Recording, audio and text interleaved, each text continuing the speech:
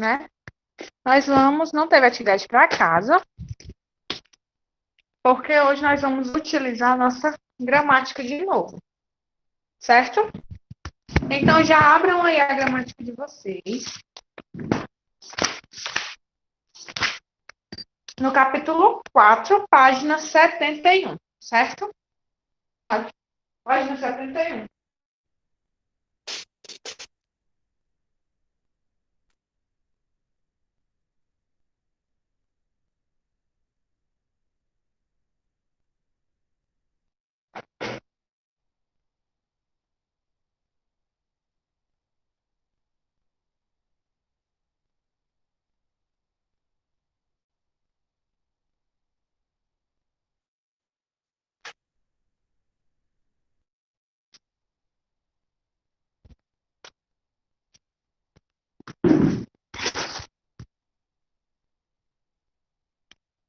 Página 71 da gramática.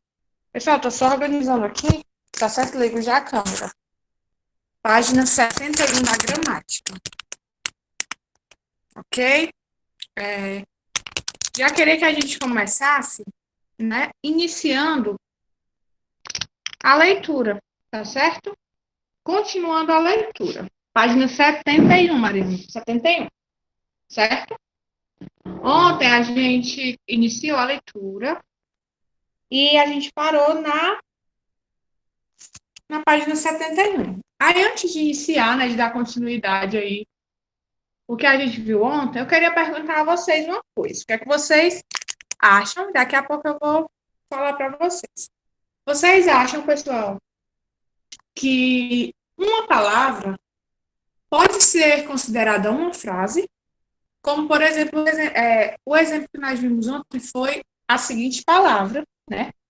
A seguinte expressão, que tem aí no livro de vocês. Caramba é uma palavra. Essa palavra, ela pode ser considerada uma frase, sim ou não? Muito bem.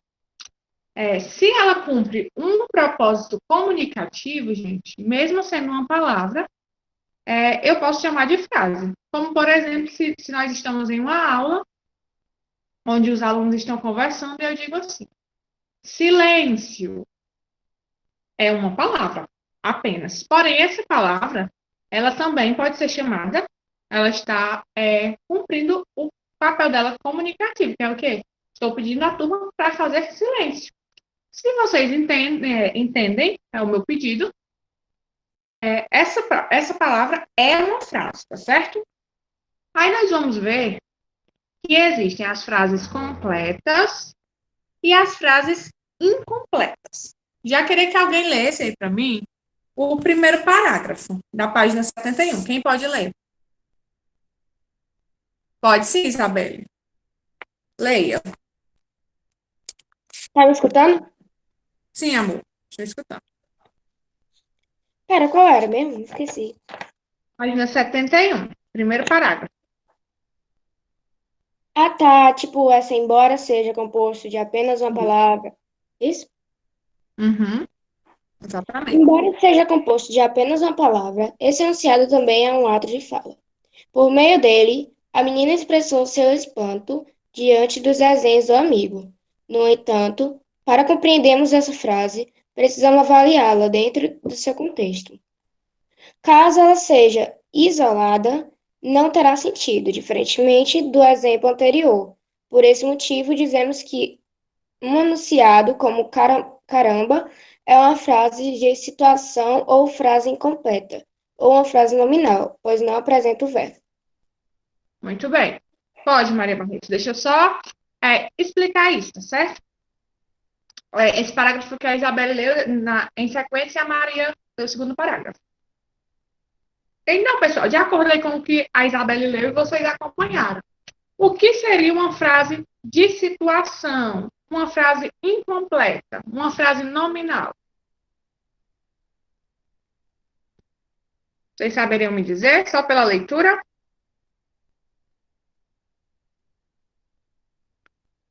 A frase de situação, pessoal, ou a frase incompleta, é uma frase que precisa de um contexto para que ela seja entendida, certo? Como, por exemplo, a expressão caramba.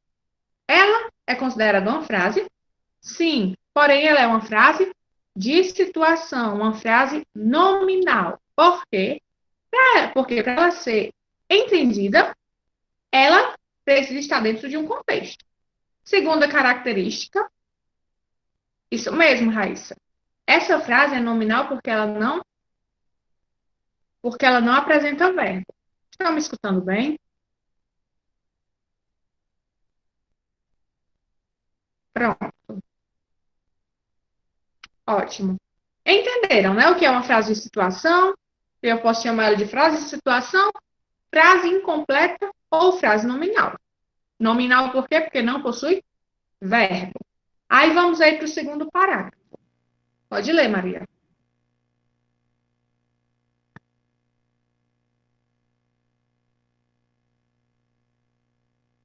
Maria Barreto?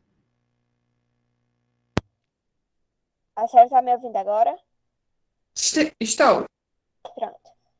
Na prática, as frases formalmente completas são assim chamadas porque se estruturam em torno de um ou mais verbos. Por isso são chamadas também de frases verbais. Como vimos nos capítulos 1 e 2, verbos são palavras variáveis que indicam ação, estado, fato ou fenômeno, como cantar, bater e partir.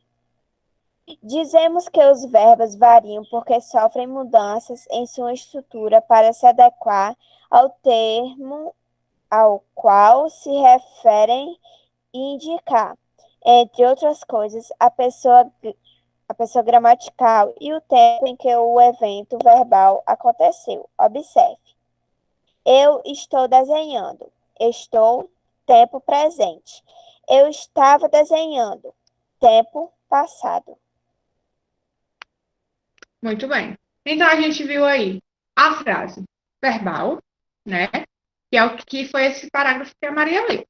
Que é aquela frase que é completa. E ela gira em torno de um ou mais verbos. Ela pode ter um verbo, dois, três, enfim, vários. E essas frases são os chamados períodos, tá certo? Então, a frase verbal é a frase completa, né? O nome já está dizendo verbal. Tem um ou mais verbos. Se não tem nenhum verbo nessa frase, essa frase é chamada de nominal, ok? Alguém pode continuar lendo ou a Maria vai continuar lendo?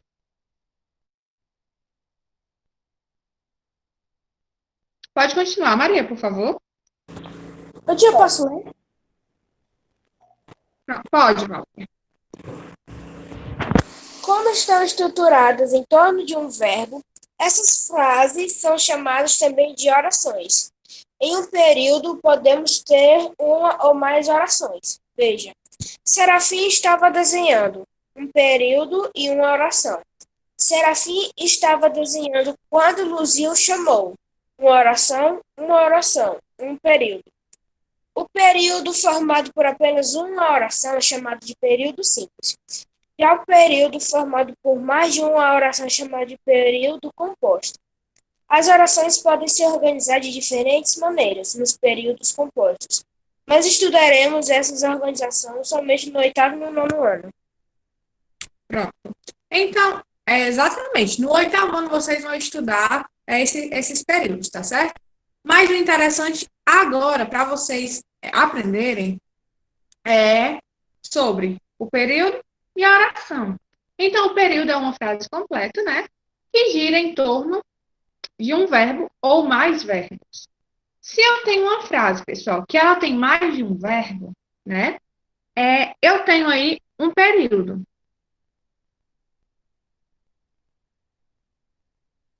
Isso, Raíssa. Essa frase incompleta, ela também pode ser chamada de nominal, tá certo? Pode ser chamada de três maneiras. Frase incompleta, frase nominal ou frase de situação. Por quê? Porque além de não conter verbos, essa frase só é entendida dentro de um contexto, certo? Ok?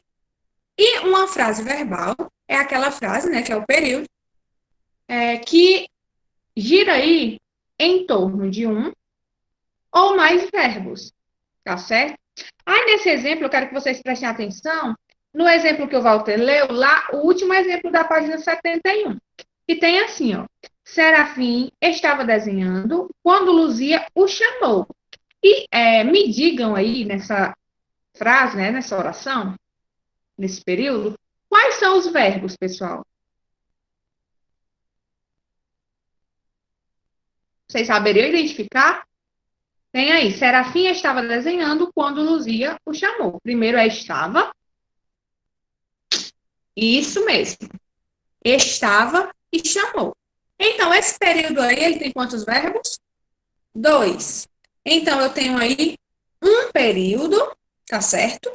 E duas orações, certo? Um período, né, que é a frase toda, e duas orações. Por quê? Porque eu tenho dois verbos. Então, a primeira oração seria: Serafim estava desenhando. Uma oração, né? Um verbo. Quando Luzia o chamou. Segunda oração.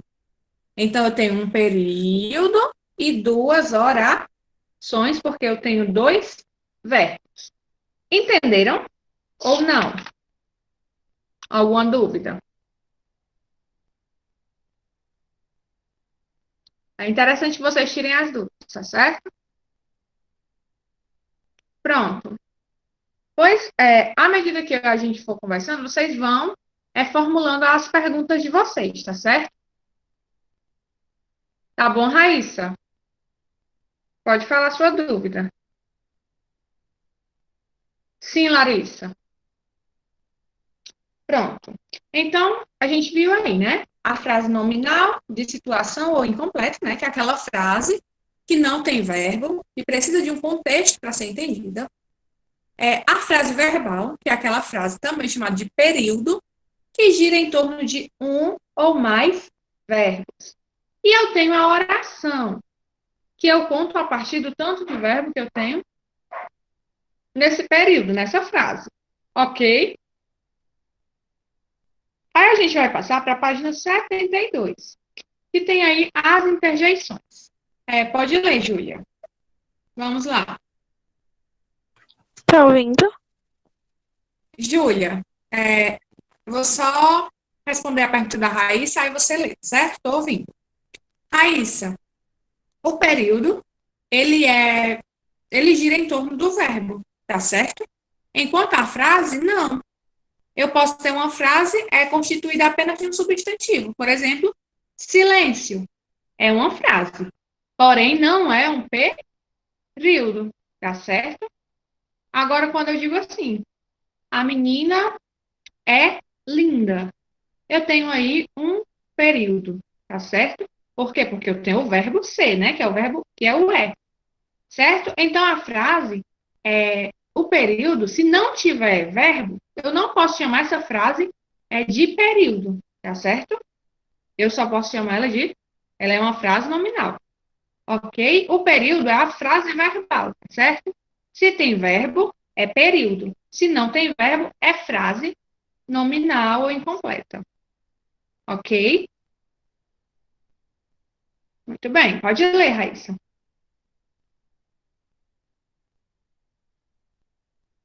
Júlia, desculpa. As interjeições. Chamamos de interjeições as palavras que empregamos com frases de situação para chamar a atenção de alguém, geralmente para iniciar uma conversa ou como resposta curtas, enquanto ela acontece como olá, psiu, ei, em, a. As formas oi e olá podem ser empregadas em duas situações, dependendo da entonação. Representação sons não linguísticos como pou, pá, zumi, zum, vapi, vupt. Essas interjeições são chamadas também de onomatopeias. Expressam estado, emoções, admiração, surpresa, desalento, etc., como caramba opa, ei, o, ufa e opa. Muito bem.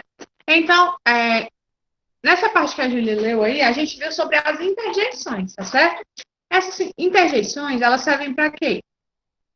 Para indicar, né? Surpresa, para chamar alguém, quando eu digo assim, a pessoa entende que eu estou, né, chamando ela. Porém, eu não estou dizendo assim, olá, vem aqui, por favor. Eu digo só assim, ou então eu digo assim, vocês entendem que eu estou pedindo silêncio, tá certo? Ou quando eu estou conversando com vocês, né, ou com uma amiga, e eu digo assim, hã? O que é que eu quero dizer com essa interjeição? Hã? Eu quero dizer o quê? O que você falou, eu não entendi. Aí, ao invés de a gente dizer, eu não entendi o que você falou, a gente usa só o hã, hein? Não é verdade? A gente usa muitas interjeições no nosso, na nossa comunicação, né? No nosso diálogo. E tem outras interjeições também, que são as onomatopeias. Que são o quê? São aquelas palavrinhas que imitam sons de animais, da porta. Quando se eu disser assim, toque, toque, você sabe que esse toque, toque é como se fosse o barulho de alguém batendo em uma porta. Isso são as onomatopeias, tá certo? No sexto ano, vocês já viram sobre isso. Eu acho que até antes. Ok? Aí vamos lá. Terceira, classificação tradicional das frases. Quem aqui pode aí ler para mim essa parte?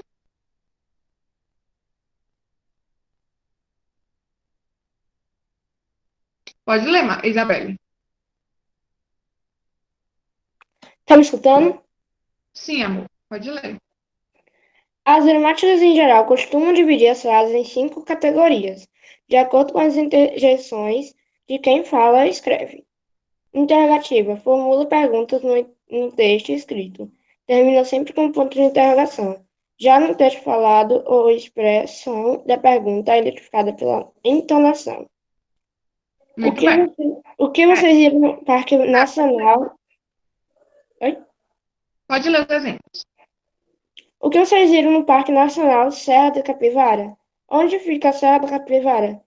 As pinturas rupestres foram feitas há quanto tempo? O que vocês acharam das pinturas? Muito bem, Isabelle.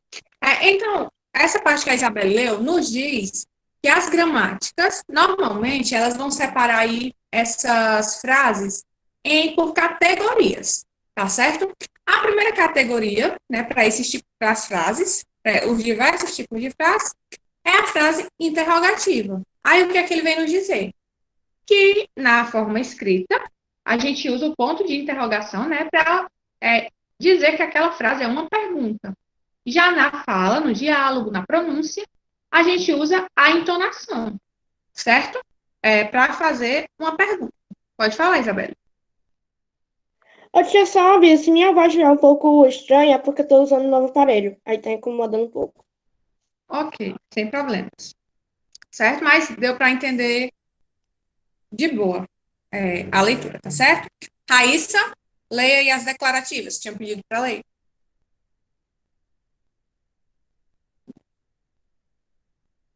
Raíssa.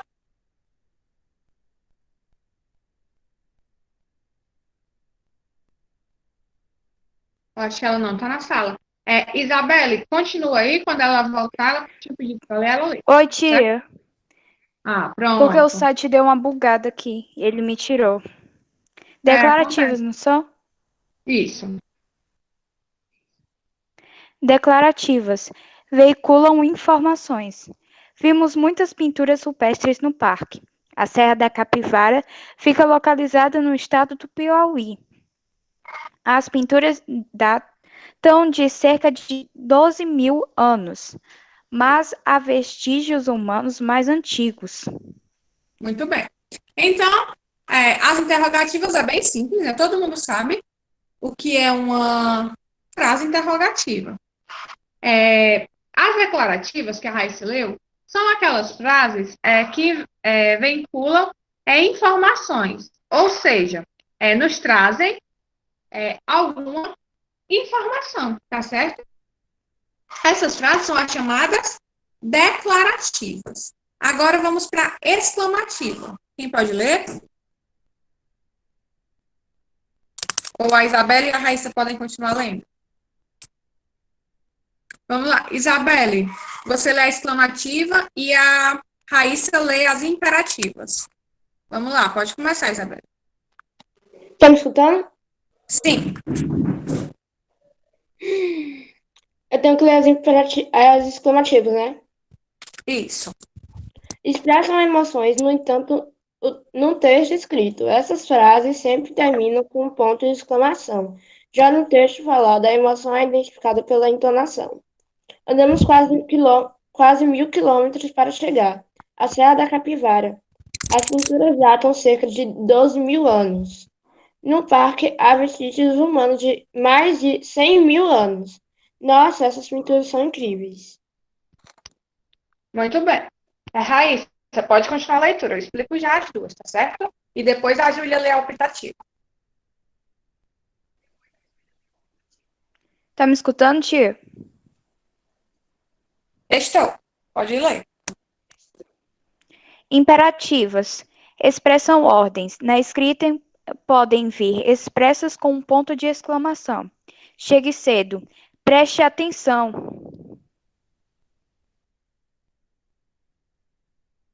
Júlia? Tá ouvindo? Sim, amor. Pode ler. Optativos expressam desejos. Gostaria de visitar a Serra da Capivara. Espero que você faça uma boa viagem. Na prática, essa distinção entre esses 5 tipos de frase não é tão rígida. O sentido das frases depende das interjeições de quem fala e escreve. De quem fala e escreve. Às vezes, o sentido de uma frase muda com entonação. Observe. Você já chegou? Você já chegou? Você chegou? Você chegou. Em todas as situações, podemos também combinar valores. Uma pergunta pode ser também uma exclamação. Você já chegou? Uma pergunta pode ser também uma ordem. Você quer sair da minha frente? Uma exclamação pode ser uma ordem. Você vai sair daí agora? Uma declaração pode ser uma pergunta. Gostaria de saber se o parque está aberto para visitação. Obrigada, Júlia. Muito bem. Então, a gente viu aí as exclamativas, né? As exclamativas, que são aquelas que expressam a emoção, por exemplo. Depois tem as imperativas, que são aquelas que dão uma ordem, que expressam uma ordem, tá certo? E eu tenho as optativas, que são aquelas frases que expressam um desejo. Por exemplo, gostaria muito de viajar. É um desejo. Então, eu chamo essa frase de optativa, tá certo? Júlia, não se preocupe, tá certo? Você leu, foi ótimo sua leitura. Não atrapalhou nada. Bora lá, pessoal. Aí, o que é que ele vem dizer aí no final do que a Júlia leu? Que algumas frases, tá certo? Passam para um outro tipo de frase por meio da entonação. Por exemplo, quando eu digo assim, né? Como o exemplo que a Júlia leu. Você já chegou? Eu estou fazendo uma pergunta. Agora, quando eu digo assim, você já chegou? Eu não estou perguntando, eu estou exclamando, eu estou demonstrando espanto, tá certo? Então, a mesma frase pode ser vários tipos, dependendo da minha entonação. Obviamente que isso vai ser na fala, tá certo? Aí, vamos lá. Aí, para terminar, tem aí um trechinho na página 74, para terminar essa parte dos tipos de frase, tá certo? Que diz assim: Além disso, certas perguntas, declaração e ordem pode ser simplesmente feito por meio de interjeições. E foi o que a gente viu lá, né, o que eu já falei. Que às vezes a gente se comunica apenas por meio de interjeição e a outra pessoa entende bem, tá certo? Aí vamos aí ao ponto 4, que é a negação, que a Maria tinha pedido para ler. Pode começar, Maria.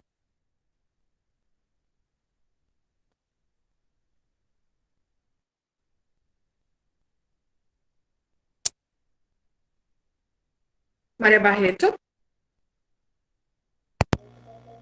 Tá me ouvindo agora? Sim, Eu acho que é o microfone que tá com algum problema. Mas eu vou tudo bem. continuar. As frases podem ser classificadas também quanto à polaridade. Pode ser afirmativa ou negativa. A negação mais comum se dá pela palavra não, mas existem várias formas de se produzirem frases de polaridade negativa. Não sei quantas horas passaremos na estrada. Nem ela sabe qual sítio quer conhecer primeiro. Ninguém falou nada sobre nossa viagem à Serra da Capivara. Nada me fará desistir desse passeio. Nunca visitei o Piauí. Este mês, a quantidade de chuvas foi anormal na Caatinga. Tanto esforço resultou inútil. É desnecessário levar muita roupa para o parque. Ao contrário da língua inglesa, por exemplo, o português permite a dupla negação. Na nossa língua são comuns construções como não havia ninguém na sala. Nunca ninguém me alertou sobre isso. Algumas frases de polaridade negativa são utilizadas como declarações diretas. São as lítotes. Ele não é nada baixo, é alto. Não tenho medo, tenho coragem. Ela não é nada boba, ela é muito esperta. Não sou um homem chato, sou um homem legal. Pronto, obrigada, Maria. Então, a gente vê nessa parte que existem algumas frases que podem ser construções positivas, né, afirmativas, na verdade, ou negativas. E existem várias formas de formular frases negativas. A mais comum é você usar o não, né? Não gosto disso, não gosto daquilo. Mas você pode usar também o nunca, tá certo? É uma frase, dá uma ideia de negação. Pode usar o nada. Por exemplo, tem aí desnecessário. É o contrário de necessário. Inútil é o contrário de útil, certo? Aí ele vem trazendo aí pra gente, no finalzinho, frases que nós costumamos muito usar no nosso dia a dia, tá certo? Que são as lítotes. O que são isso? O que são lítotes? São frases, ao invés de eu dizer assim, aquele menino é alto. Eu digo assim, aquele menino não é nada baixo. Isso é uma lítote. Quando eu digo aquele menino não é nada baixo, eu quero dizer que ele é muito alto. Entenderam, pessoal, o que são essas lítotes? Ou não? Muito bem. Quando eu digo essa menina não é nada feia, eu quero dizer o quê? Essa menina é bonita. Isabelle. São frases, né? Quando eu quero dizer alguma coisa e eu não digo logo aquilo diretamente. Quando eu digo assim, essa menina não é nada legal. O que é que eu quero dizer? Essa menina é chata. Ao invés de eu dizer essa menina é chata, a gente costuma usar essas lítotes, que são essas frases. Essa menina não é nada legal. Certo? São frases de polaridade negativa também. Entendeu, Isabelle?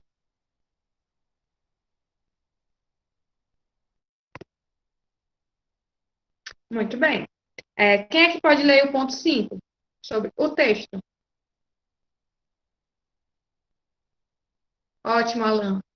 Muito bem. Quem pode continuar aí a leitura? Pode, Isabelle. Pode ler. Tá me escutando? Sim. Como você pode perceber, a identificação dos tipos de frase e a sua compreensão dependem intimamente do contexto em que elas ocorrem, ou seja, as frases só possuem sentido propriamente dito quando estão inseridas em uma situação comunicativa. No entanto, para que exista comunicação, as pessoas envolvidas precisam procurar se entender. Assim, a comunicação só é possível se emissor e receptor interagirem ao emissor procurar ser claro no que quer expressar, e o receptor lhe dá atenção procurando compreendê-lo. Assim, podemos definir texto da seguinte forma. Texto é uma atividade internacional ligada a uma situação específica, ou seja, um contexto. Então, o que é que fala aí sobre o texto? Que um texto só é um texto, né? Quando ele faz sentido. Por exemplo, se eu estou conversando, né? Sou emissor e tenho um interlocutor, e eu estou conversando e meu interlocutor não está entendendo nada do que eu estou falando. Então, aí não está havendo comunicação. Da mesma forma, é um texto, tá certo? Um texto, ele deve ser, para ele ser um texto, ele tem que trazer informações, certo? Que a gente compreenda. Por exemplo, a nossa própria língua já faz isso. Ela já traz as palavras numa ordem que a gente consegue entender. Por exemplo, eu vou dizer assim, a casa é amarela, né? A ordem normal de nós falarmos essa frase é a casa é amarela. Eu não vou dizer assim, amarela casa é. Vocês podem até entender, tá certo? Mas não é falado assim normalmente, ok? Alguma dúvida, pessoal, a respeito deste assunto, né? A respeito do que é frase? Muito bem. A respeito dos 5 tipos de frase. Ótimo. Vocês vão fazer, tá certo? Nesse final de semana, página 76 para a próxima aula, que eu acho que é terça-feira. Página 76, 77, 78, 79, 80 e 81. Vamos parar na 81. Por quê? Porque na 81 vai ter um texto para vir outras questões. Porque normalmente a gramática de vocês, ela traz muitas questões, tá certo? Então, agora, né? Faltam aí 6 minutos para nossa aula acabar, ok? Nós vamos aqui juntos fazer a primeira questão, que é sobre uma tirinha, né? Vocês vão fazer, no caso, e eu vou intermediar, dizer se está correto ou se está errado. E vocês vão fazer o restante das páginas em casa, né? Na casa, obviamente. Vou deixar no Google Sala de Aula, tá certo? Vamos lá, pessoal. Quem é que pode ler a tirinha para mim? Para a gente discutir aí essa tirinha. Pode ler, Pablo, na página 76, tá certo? Tá me escutando, tia? Sim, amor, pode ler. Professor Moisés, o senhor sabia que o serafim é um hominídeo? Tá. Como assim, Luzia? Somos todos homo sapiens. É que o desenho dele parece arte rupestre. Professor Moisés, como é o nome do hominídeo brasileiro mais antigo?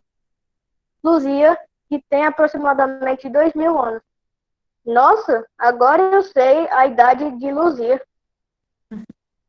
Muito bem. Pronto.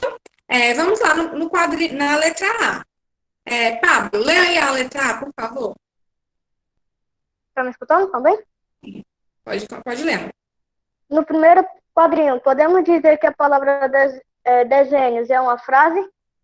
Pronto. A gente viu que frase, né, pode ser, dependendo do contexto, apenas uma palavra pode representar a frase. Mas nesse contexto aí, a palavra desenhos pode ser considerada uma frase? Somente a palavra desenhos. E aí? Prestem atenção na frase. É que os desenhos dele parecem arte rupestre. Não, pessoal, não teria sentido. Tá certo? Só se a menina tivesse respondido para o professor apenas assim. O professor disse assim: como assim, Luzia? Somos todos Homo sapiens. Sapiens. Aí a Luzia disse assim: desenhos. Faria sentido, pessoal? Não. Se não fazia sentido, né? Se não faz sentido, eu não posso considerar isso frase, ok? Nem sempre uma palavra vai ser uma frase, só vai ser frase quando ela estiver dentro de um contexto e ela for entendida, tá certo? Então, vocês vão colocar não, porque ficaria sem sentido, ok? Pablo, letra B. No último quadrinho, a expressão nossa pode ser entendida como uma frase explícita. E aí, essa expressão nossa pode ser entendida como uma frase? Exatamente. Agora sim. Nossa é uma palavra, mas eu consigo entender nessa expressão. Muito bem, é uma frase de situação. E letra C, para nós terminarmos. Para você, qual foi a intenção de Serafim ao declarar agora eu sei a idade de Luzia, no último quadrinho? E aí? Quando o professor diz assim, Luzia, que tem aproximadamente 12 mil anos, o que foi que o menino quis fazer quando ele disse assim, nossa, agora eu sei a idade de Luzia? Qual foi a intenção comunicativa do menino ao dizer isso? Vocês saberiam me dizer? O que é que ele quis com isso? Tudo que a gente fala, pessoal, tem um propósito, tá certo? Comunicativo. Seja de perguntar, seja de responder, seja de fazer um pedido, de dar uma ordem, de xingar. Isso. Ele quis dizer que ela era velha, mas com isso ele queria o quê? Fazer o quê com ela? Zombar, né? Da cara dela. Era isso que ele queria. Exatamente, Raíssa. Ele queria caçoar da sua amiga, né? Zombar, caçoar, a mesma coisa, certo? Muito bem. Então, pessoal, só para terminar essa página, tem só a questão 2. Um minutinho a gente termina ela.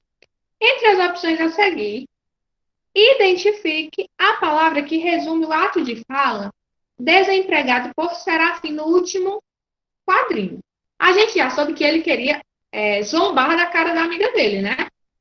E qual era a intenção dele? Ele estava com pena, expressava vingança, raiva, dúvida ou um pedido. Exatamente, vingança. Por quê? Porque a menina tinha mostrado o desenho dele para o professor, zombando do desenho dele, né? Paulo Vitor, a resposta da letra B é sim, tá certo? É uma frase de situação.